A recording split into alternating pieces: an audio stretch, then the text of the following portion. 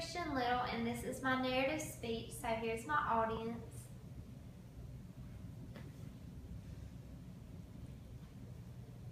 And today I want to talk about my first clinical experience. I'm in my second year of nursing school, so I have plenty of clinicals under my belt, but I want to talk about my first ever. They say you never forget about your first clinical or your first patient, and for myself, I can definitely say that's true.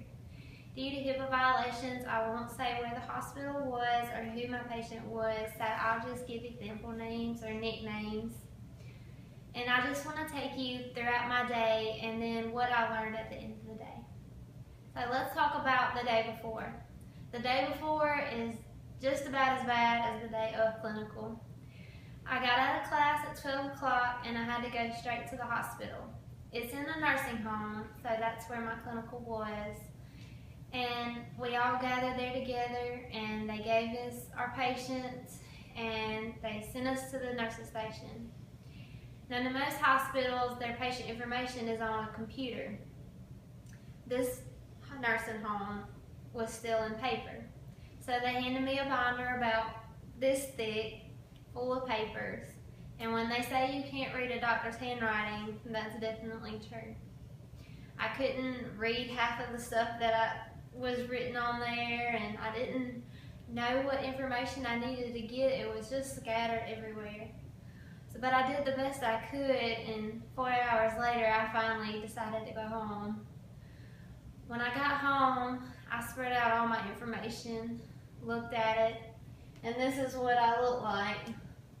Just scattered in papers and books, and my stress level was sky high. But I did the best I could, and I know I had to do a care plan, and this is another picture that explains how I felt. It says care plan is due in 12 hours. I have no idea what I'm doing. And I didn't know what to do. I didn't know what a care plan was or how to do a care plan. But I did it anyways, and at the end I was proud of what I did. At 10 o'clock, I finished my care plan, and then I realized I had to do my medications. It was 20 of them, and I had to write and learn every single one of them. I finally went to bed at midnight, and 6 hours later I got up to go to clinical. So the morning of clinicals, the dreaded day, what do I have to wear? This is a picture of us in clinicals, and we had to wear white scrubs, white shoes, all white. The only color we could have was our watches and our stethoscopes. We had to be clean and tidy, hair back, and ready to go. We also have pre-conference. We all gather together, and one by one we tell about our patient, their medications, and what our top 3 priorities for the day is. Once we've done that, it took about an hour, and then they said, ready, set, go. They sent us out on the floor, and I felt like they were throwing us out to the wolves. As scared as I was, and I didn't really know what to do, I just said, well, I'll just go to my patient's room now. And I did. So I got there and I opened the door and I saw a little lady, a little frail lady, maybe 100 pounds, lying in the bed. And then I noticed she wasn't breathing good. I knew she had pneumonia, and then I noticed she didn't have her oxygen on. So I put her oxygen back on and sat her up, and she did a little better, and I tried to talk to her. And then I realized I couldn't understand what she was saying. She had had a stroke before, and it affected her speech. So I knew there was going to be a barrier to communicating with her. But I went on and I did my basic head-to-toe assessment of her, like we were taught to do. And then the next thing I did was I got me a partner. It's all about teamwork in clinicals. So we partnered up, we did baths, we did oral hygiene, changed their clothes, and assisted them to the bathroom.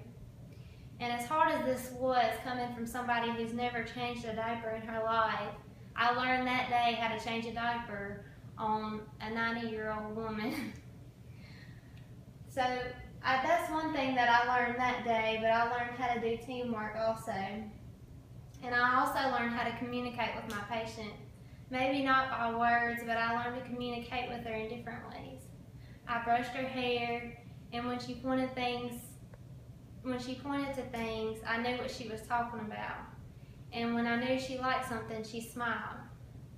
And then at the end of the day, she pointed to a picture across the room, and it was a picture of her and her family.